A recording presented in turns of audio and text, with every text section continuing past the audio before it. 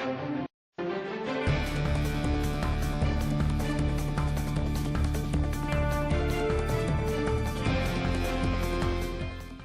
welcome to a special town hall. We're going to talk about innovation because World Innovation Forum Kuala Lumpur is here. And it's a very important forum because in this country, we want to move forward. And in order to move forward in this day and age, we need to innovate, we need to be creative, we need to do things outside the norms that we have done. However, for today, because the scope is so big, I want to narrow it down to just about doing more, getting more, by using less. And, you know, in the local Malay language, we have this saying that, bayar 10 sen tapi nak berfashion. So you give 10 cents, but you want so much from that 10 cents. 10 cents 2 decades ago can get you a good nasi lemak serving. But 10 cents now wouldn't even get you past the toll on all the highways that we have. So moving forward with the challenge of the global population moving up and the resources that we have, and this brings us back to the Gandhian principle of, you know, the world can accommodate a lot of things, but it can never be enough to satisfy human greed. If greed might be suspected as one of the criteria for the Industrial Revolution, but what about the knowledge economy? So that's where I'm going to go around that parameter today, especially so for countries like Malaysia, which have not reached the pinnacle of a developed nation, but still striving to be a developed country. Where do we pitch ourselves? What do we do? It's easier to say that we want to do more with less, but how do we do it? Where do we start? Do we have to start back from zero? Do we have to do and coin this phrase of disruptive innovation, where we intentionally disrupt a flow that we already know so that to make it better? What about the social impact? What about the mental mindset, for example? So I just want to start with, I mean, it's only practical to do more with less. Because I know you don't like it, but even in the recently announced national budget, you know, there's not like there's more money being given for you to innovate. But I guess all around the world, and even if we go back in time, it is when you are put under pressure that when you have to do more with less that you actually innovate more. So how do you see it? Using all the experiences that Yim, as we know you, has garnered all these years. Well, thank you very much. At Yayasan Inovasi, we live the principle. You know, we always have less, but we know that we can do more with whatever resources, little resources that we have.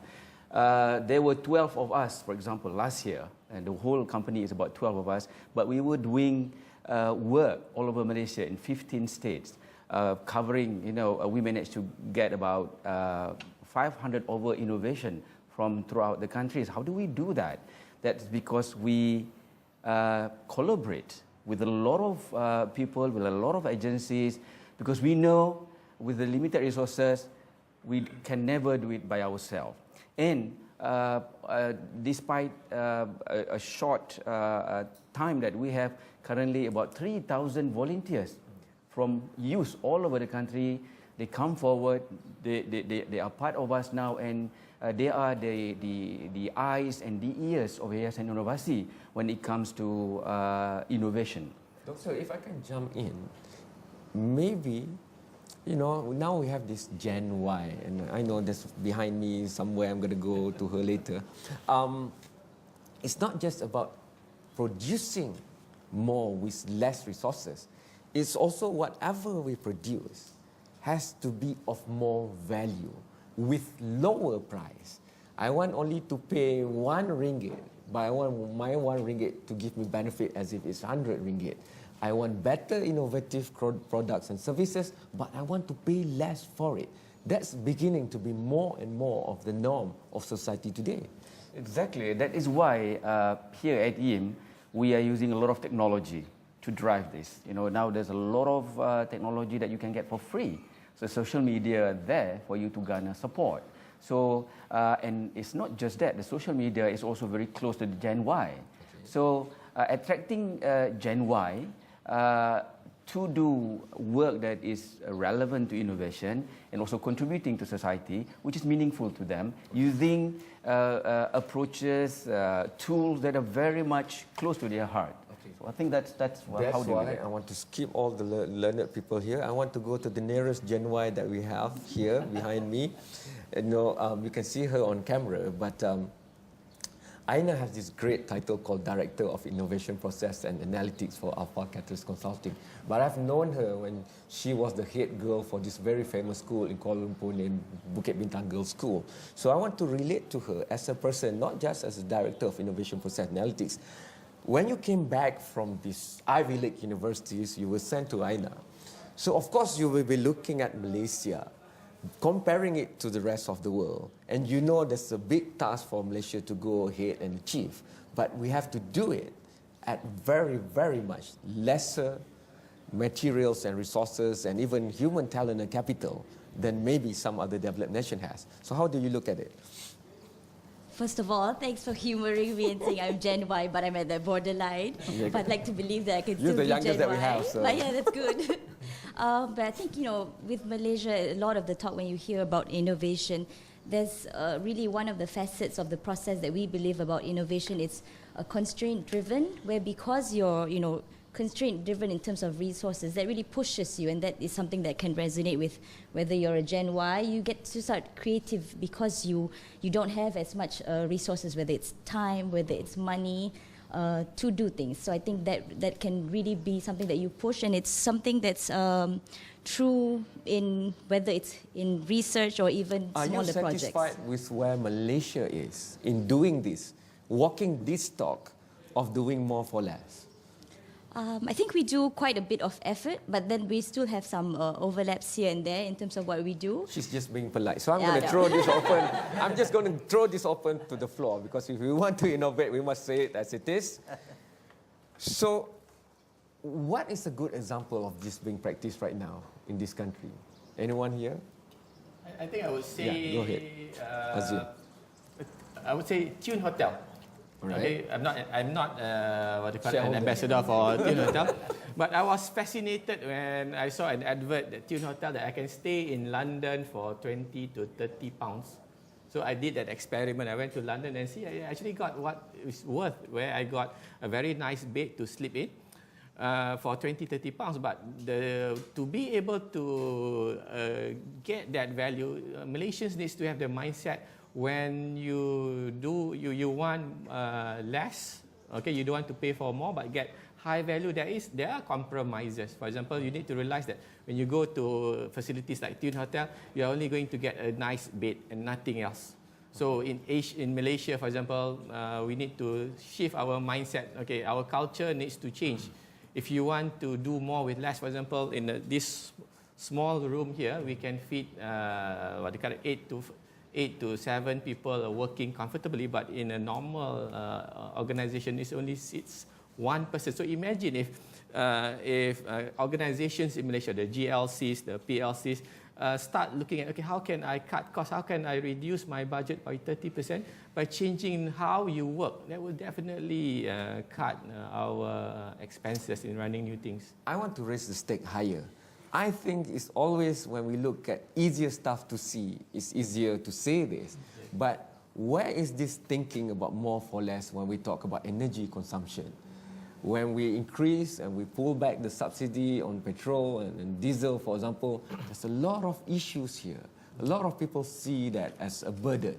So if we were to achieve more for less, then that should be automatic. Everybody should be happy that we are raising the price of oil and for petrol and diesel, for example. So any takers on that? Because maybe we can't be changing incrementally, but we need to jump. We need a transformative move. Any takers? Okay, let me share my view on Sure, this. go ahead. From a dynamic perspective, I don't think it's a practical move by just saying that, reducing the price and everyone should be happy about that. Okay. From my view, I think government should in some way give some room, okay, for talents to move around. Okay. On the other hand, I would say that government should also promote, okay, talents from other sectors too. So whatever I see today is government always promote those from the service sectors as well as high tech. Okay, if you look at the 12 NKUA targeted sectors, it's about tourism, it's about finance, it's about semiconductor, electrical, electronics. How about, think about those talents in low tech, textiles, automotive. They are talent tools. When we talk about knowledge-based economy, it's not just about service sector or high tech. It's about how the whole entire value chain, how the whole entire sectors in Malaysia move up, upgrade, and export. Create value in their process, in their products, and of course, bringing changes in the economy. They are the ones who can define the structure of the economy. Does it happen overnight? Suddenly, I've been doing the same kind of thing for 12 years. Suddenly, overnight, tomorrow, I have a different idea. How does it work? How do you make this more for less happen right away? How do you do it? We'll go for this first break.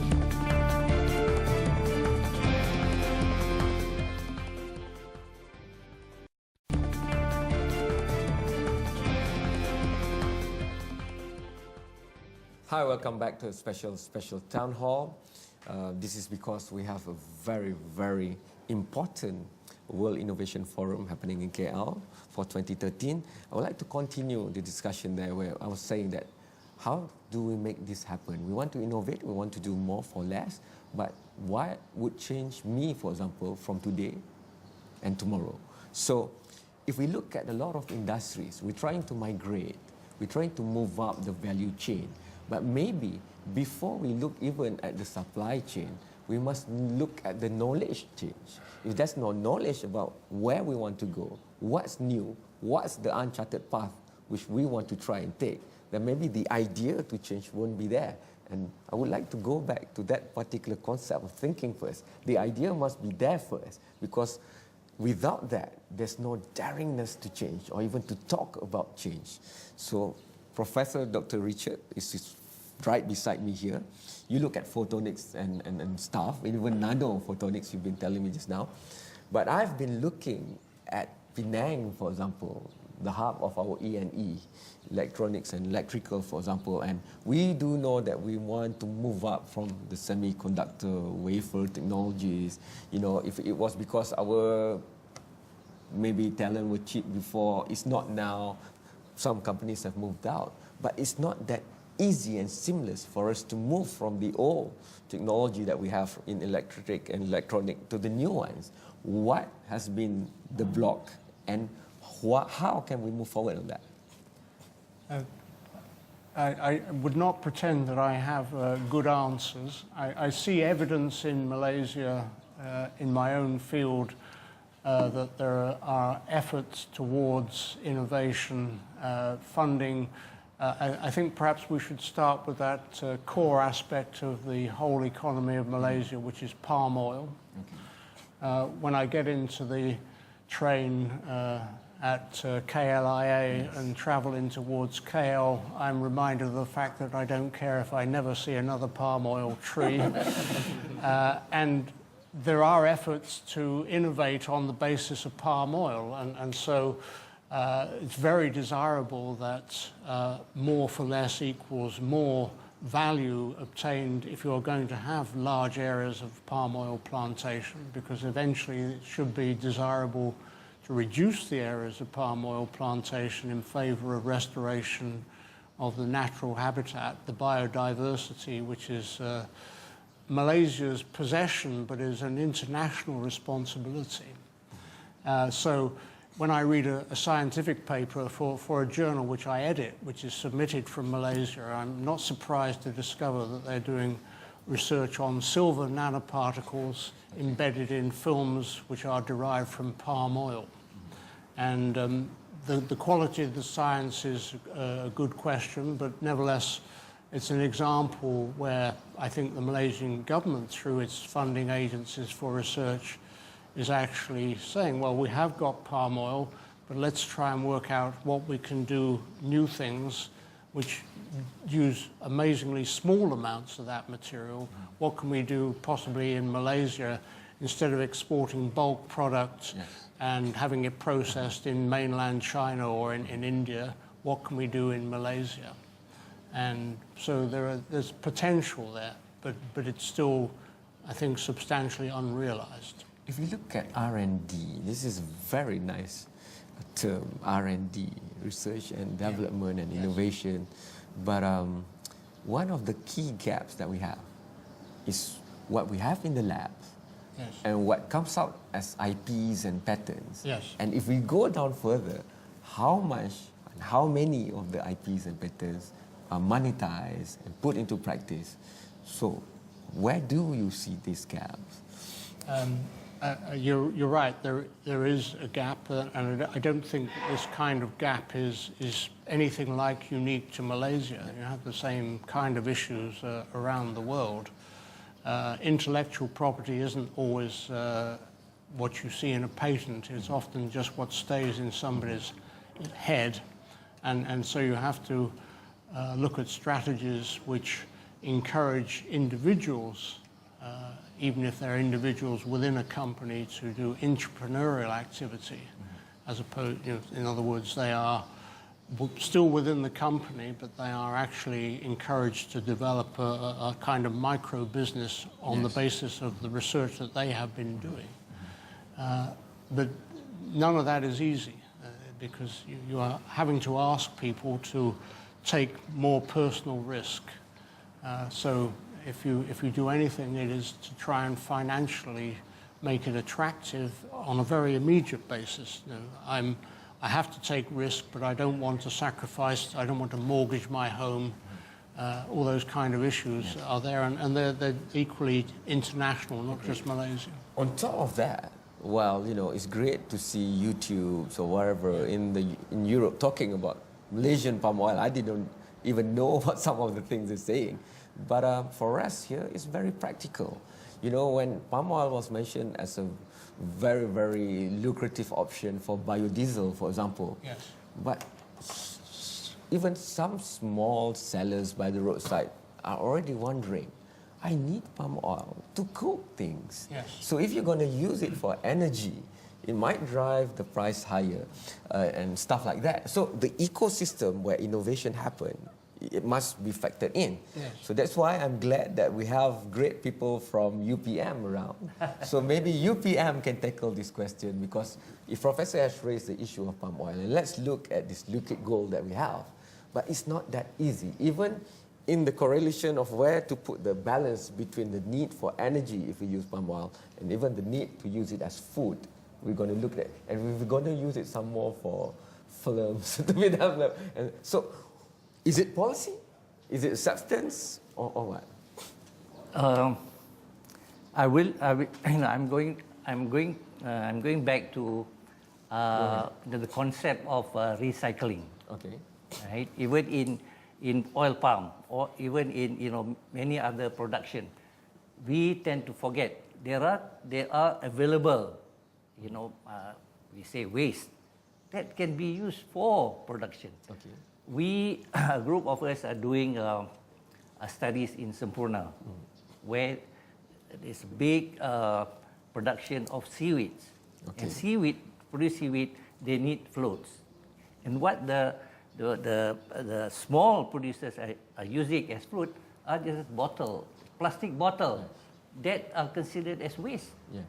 They collect the plastic bottle, and use them for their production of the seaweeds. So we tend to forget that there are many things. In order to produce more, recycling is one of the ways for us to produce more and use less. Okay. I think the youth of today, they are the ones who are going to carry all this out. They are the ones who's going to set things to be different politically, economically, socially. So, World Assembly of Youth, go. Yes, thank you very much. I've been trying my best to keep quiet here at the corner, because the other generation has always told us that we need to do so. But let me tell you, the biggest or the highest number of innovators are young people. Okay.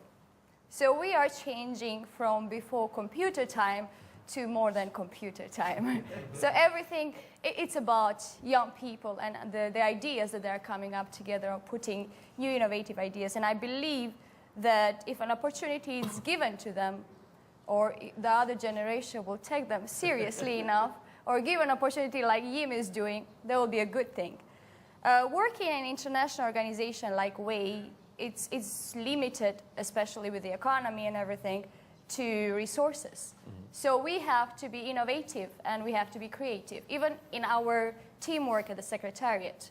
So what we try to do is it's actually try to understand the strengths and the weaknesses of all the team players in our Secretariat and put them together, and also provide opportunity to the young people to be involved through our volunteer program.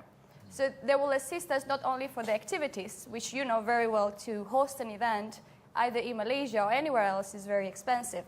But we try our best to, because it's an opportunity to give to those young people from around the world to participate and be involved in the decision-making process. Okay. If Bill Gates has gone with his torn jeans to a venture capitalist now, when he was 17 or 21, would he get the same funding?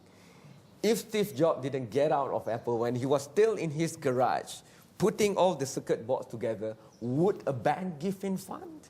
Yes, being youthful is good, but would the system acknowledge you and help grow you further? We'll discuss that after the short break.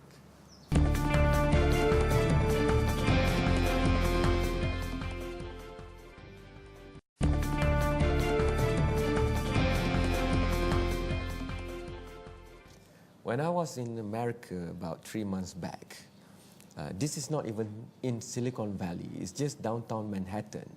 And I had a sit down with the Zen business development manager of Waze. And he was looking at me because I was asking him to collaborate with Waze in Malaysia. And he was amazed that somebody from Malaysia has gone to Waze, even before it was bought over for 1 billion, wanting to partner.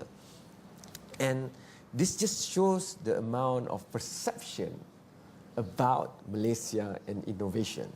Maybe we have not really put innovation up there. And if I take the example of the financial institutions are very innovative. They come up with products all the time. There's so many ways of calling it a product and service, for example, credit cards, mortgages and stuff. However, if you have an idea and you bring it to the financial institutions, can you really get through the SOPs that they have? Do we value IPs in that sense? And what more if I don't have land or properties to mortgage? So how would I then build my idea into a business and then make money out of it if I can't get financing and funding?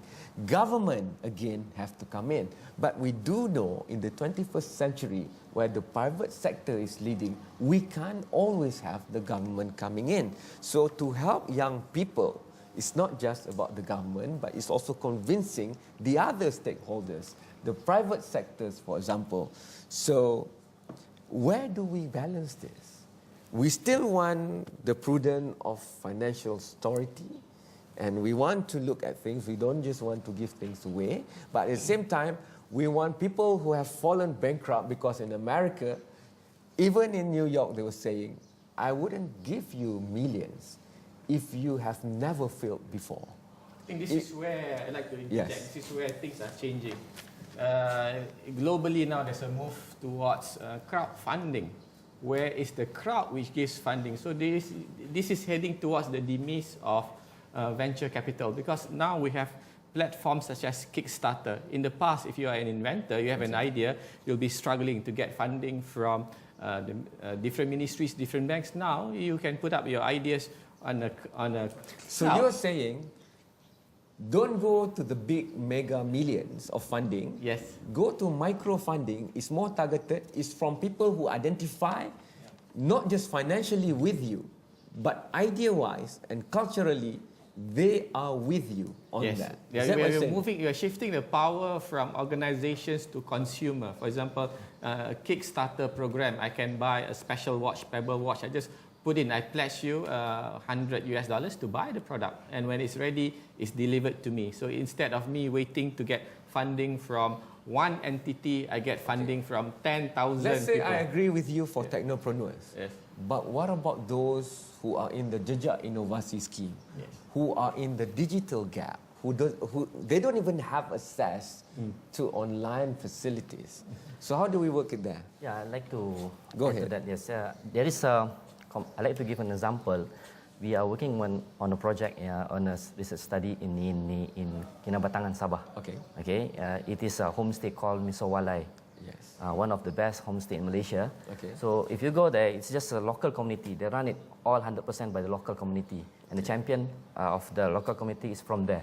All right. And you see there very little of development. Yes. All in the original house, where people live in the normal ways, and you see a lot of tourists, foreigner, not Malaysian. There are a lot of them coming there, and then where do they get the money? They I would say they self-fund. You know, they pull money together, they work together, they work in a community. Yes. This community are called Dusun community. Okay. Sungai community, I'm sorry. Yes. Sungai community. So they work together, and they bring all the tourists come to the kampong, and they also bring these tourists going to the adjacent forests nearby. Yes. They go and watch this wildlife Yes. in what they call Kinabatangan River. Yes. So all are done by themselves, you know, and they have come form a what they call KOPEL.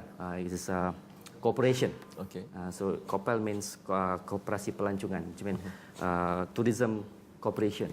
I totally identify and agree with you because I've had the pleasure of going down to the corridor of life of Sungai Kinabatangan. For our international audience, Sabah is the Malaysian part on the island of Borneo. Kinabatangan is on the eastern coast of Sabah. And it has 3 endangered species of the world. Proboscis monkey, our mascot for Visit Malaysia next year. Then they have also the pygmy elephant and orangutan. But what is threatening them is commercialization of big farming, of estates, of whatever it is. Palm trees. So while I agree with you on the microfunding community sourcing, but they still have to live within an ecosystem.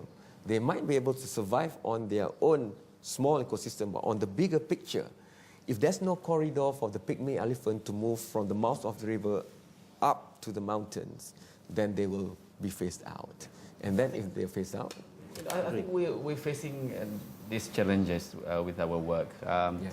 Going back, there's certainly lack of resources that is specific in helping the small, rural entrepreneurs, for example. Because what we found through Jejak Inovasi, give you an example also in Sabah, this chap coming up with the mini hydroelectric out of a very simple material, but that can supply power to about 40 houses. And but how do you approach a bank, for example, to fund such a very simple device? But you still need those help, and we couldn't find it because there's a lot of support, the so-called support is available there. It's not geared towards community-driven or individual-driven does project. technology help or is technology the problem? For example, if they don't have access to online, then technology is a hindrance. But if they can make it happen without being online, then that's even better. However, in the bigger picture, they might be losing out. If Kyoto Protocol Agreement doesn't take into consideration people living in the rainforest of Borneo, then it's not happening. To make that happen, they have to be online. So how do we network knowledge first before we network innovation, for example?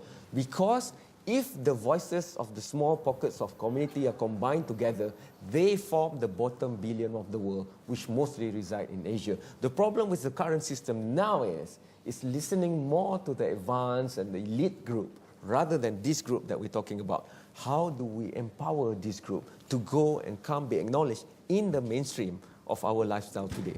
That is the question I'm going to throw. I think a key perspective when you talk about empowering the bottom billion, a key part of it is the culture and the willingness to fail, because in the first place, if you have the processes and you have the willingness to take the risk, however, but if you are basically condemned when you fail, then that really disillusions people. And basically it doesn't help you from trying again. And so I think part of it is really about putting into place this culture which supports failure at all levels. So whether it is about within the normal people outside at the rainforest or within even large organizations. So you need to put into place from a culture perspective which supports trying, supports innovation. Because then the others can thrive above Let this. me be a devil's advocate here. I work in a corporation. There's so many other people who works in corporation. The first thing that the human resource department will say is key performance indicator, whether you're being measured up to that. Where in the key performance indicators that says that if you make more mistakes, we're going to acknowledge that and give you. Absolutely, because that's where you need to have innovation as a key performance indicator, which a lot of our corporations do not have. So when you have innovation, it means that you are trying and you've put your best foot forward into trying to do something differently, and you're not basically targeted, right? When things go wrong, that is the key. Let me make one more point. Yes. I may not agree with your point because I'm talking about other countries. Like if you look at Taiwan, they do tolerate mistakes, for example. But you have to do one thing. You have to do it fast, experiment it, make mistake, fix it fast. This is the KPI, not the one that you always success all the way along since you start. And that is not the right way to talk about innovation. Right now, in countries like Malaysia, for instance, I give you an example. A very simple example, if I were working in a corporation and I have an invention that would create value to my organization. Okay. But my question is that what have I got to gain if I innovate? And what have I got to lose if it fails? Again, it's the question of culture. Within our culture, it is not really spelled out what do you get and what do you lose.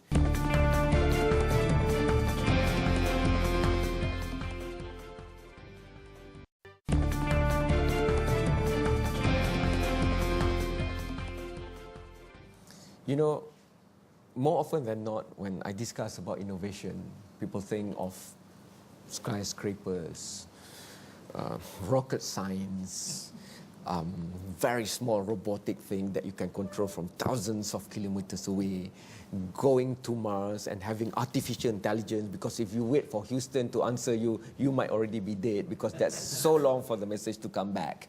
So, but however, it's in the least developed areas of Malaysia where I get so inspired.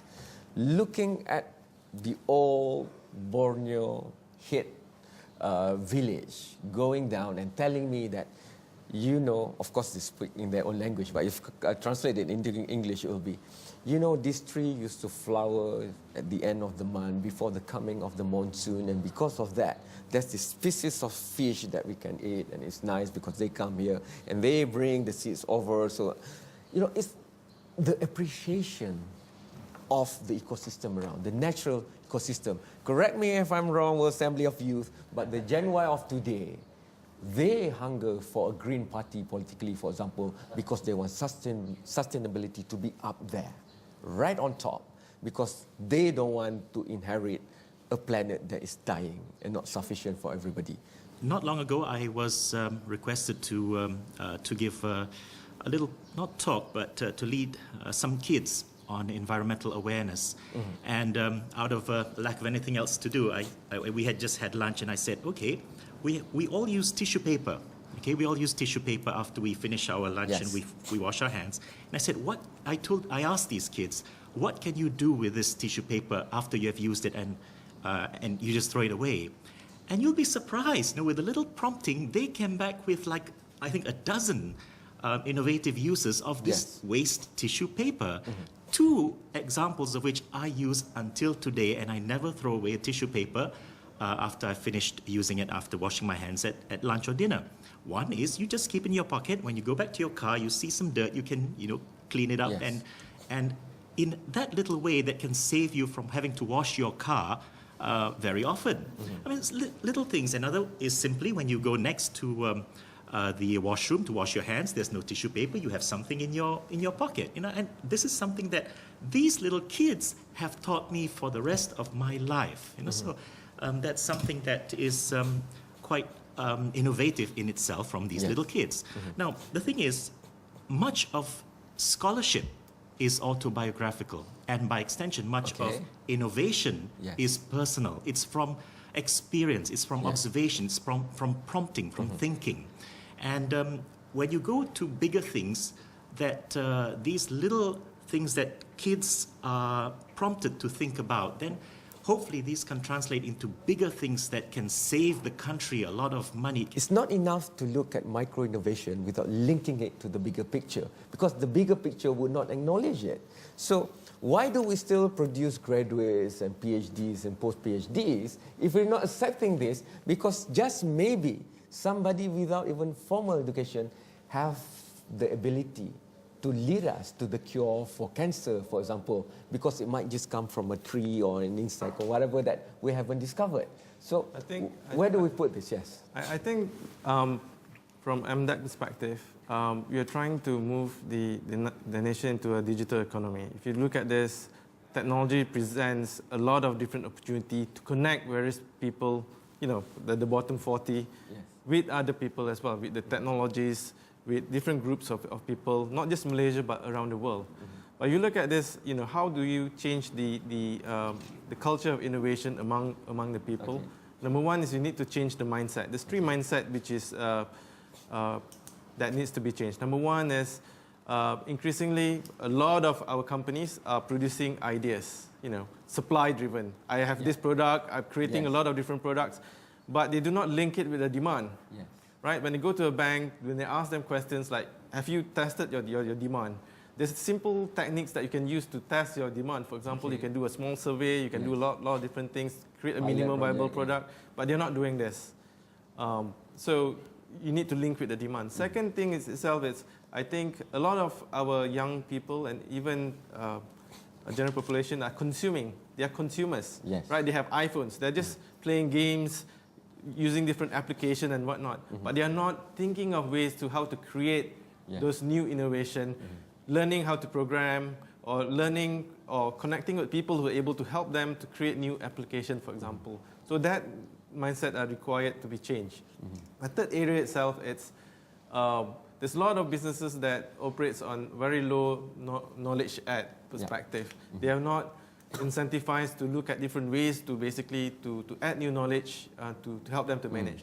Even simple solutions, for example, customer relationship marketing, maintaining database of the people, they're not doing it, right? So in order to innovate, we need to change the mindset of the people in these three different perspectives. If I scope it, go ahead. Actually, I wanted to mention that culture is an important issue, no doubt. But at the same time, it's the lifestyle that we are living right now. It has its own pros and cons, and especially with the globalization, that things are going to any kind of country without borders within a minute or second, for that matter. So we need to acknowledge what has been innovated well and is good for this lifestyle, what has existed that is also good, that we can use it instead of just always going for innovative ideas just because for the sake that we have to have something new, but we should look at the priority of having something that is value for our lifestyle, for the benefit and not only of the future but also of the past, how we can combine that together. So I believe that it's not just about the culture, because culture is changing.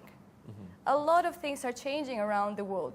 So it's about the lifestyle that all the stakeholders, I believe, should form that kind of partnership and lie down what they need to be moved forward, what has to be kept from the past, and how we can help that instead of just leaving it and just having that the latest phone for that matter, or just wasting the time on playing that game, but how we can listen and learn from the past.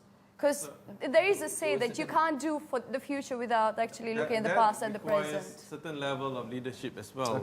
Right from the top all the way, even as a family, as a parent, you need the parents to be a leader as well in terms of how to guide the children, to be innovative or basically trying new things. Well, if we look similarly, like in organization as well, the leadership of the organization, the CEO, it's the key person to make sure that innovation thrives within the organization.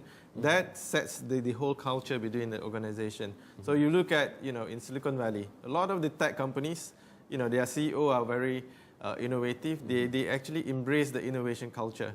And the way they design the whole campus, for example, Google campus itself, it's very, very innovating, inspiring for people to want to work there and to contribute new ideas.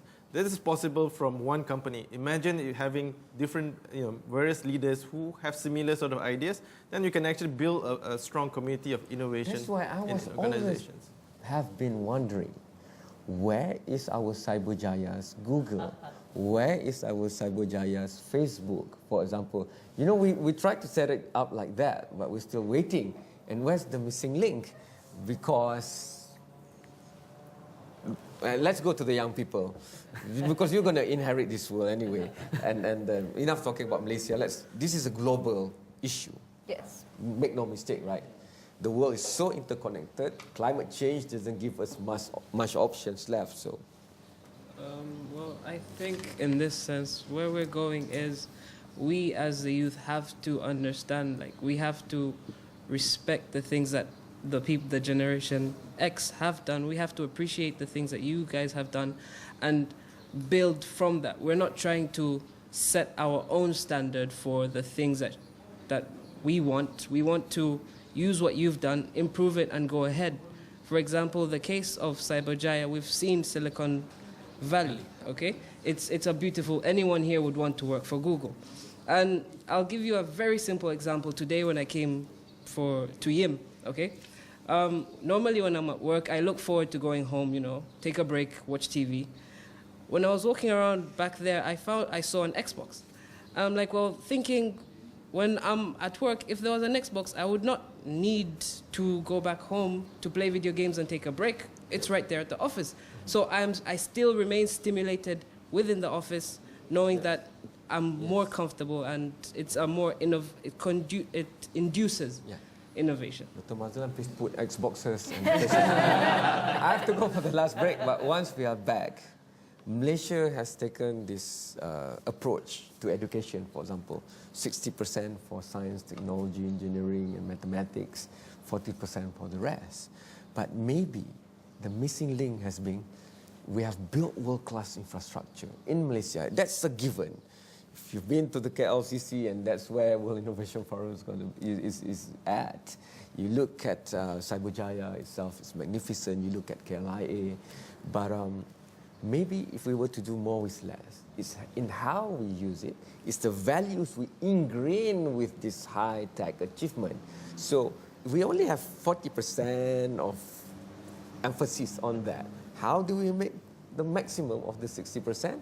We'll ask the great learned people here about that after this short break.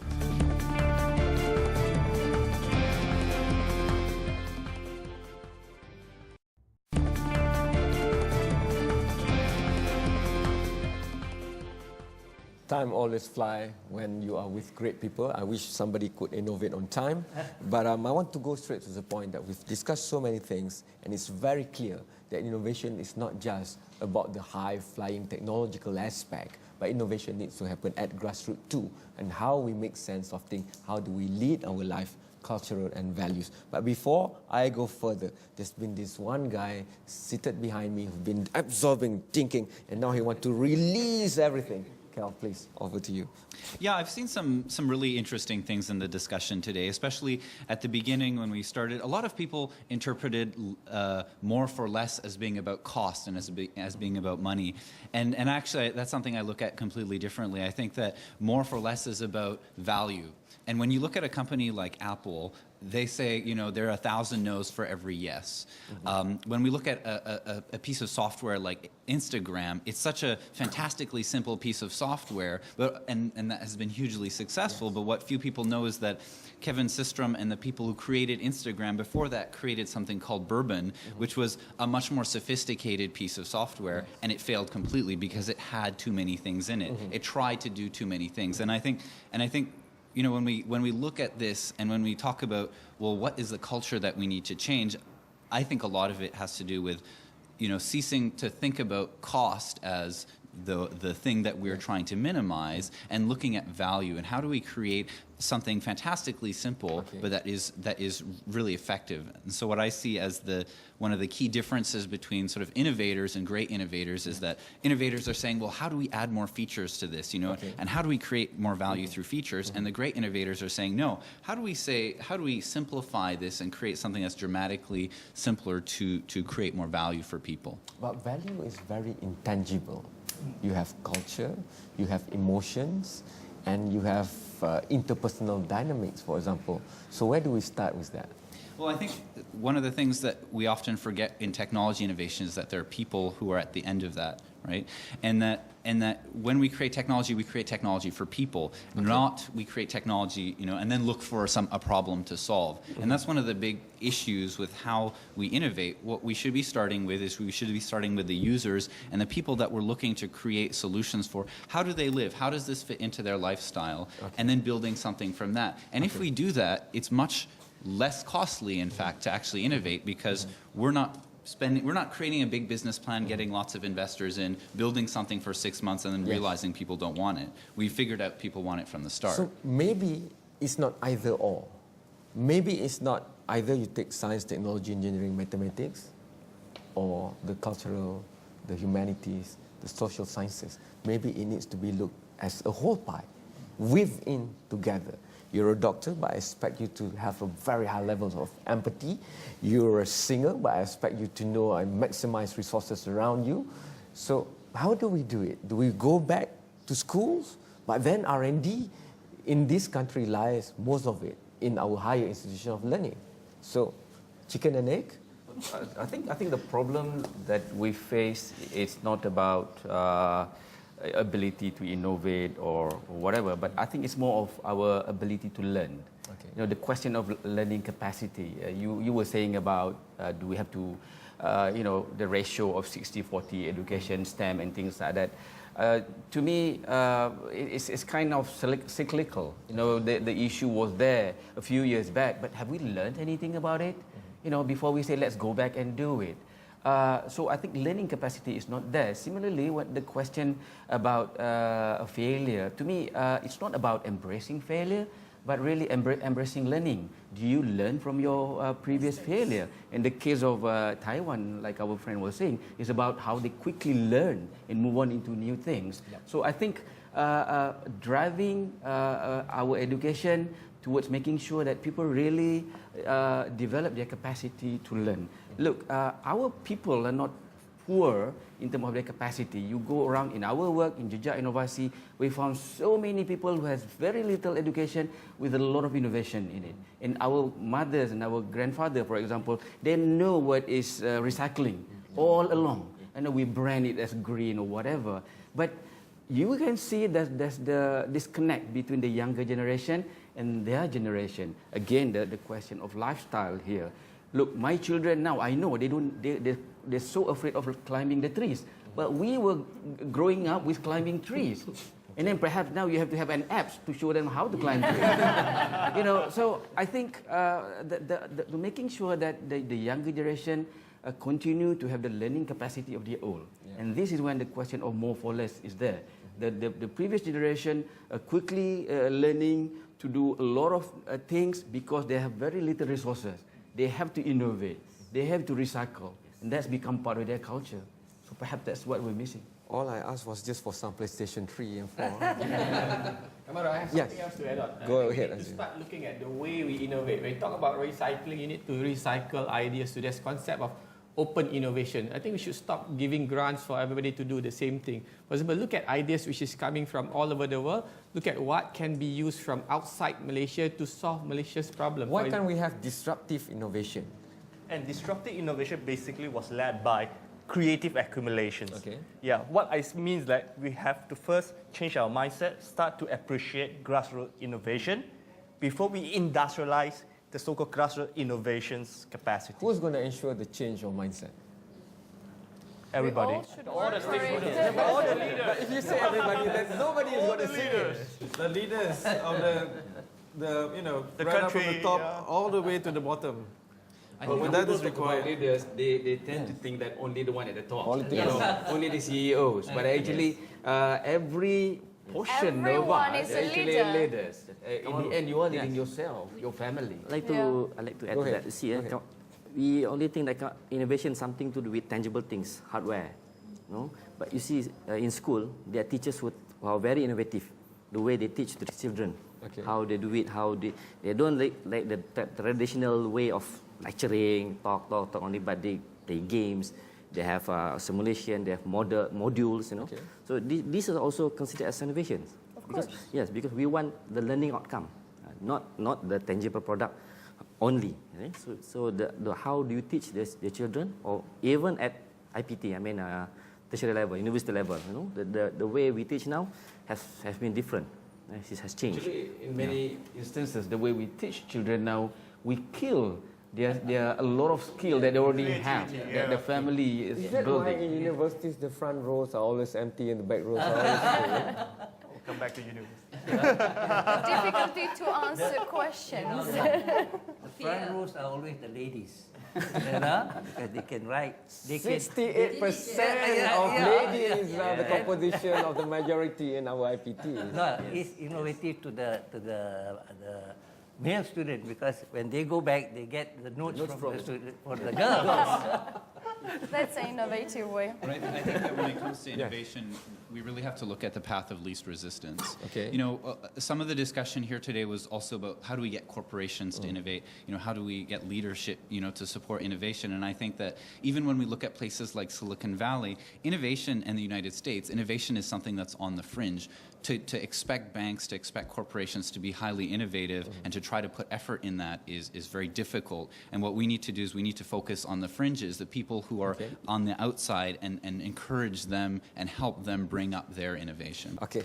I wish we could go on forever, but we haven't had much luck with innovating with time. That's all the time that we have. Thank you to each and every one of you here. Thank you very much. This is not just for Malaysia, but for the whole global community.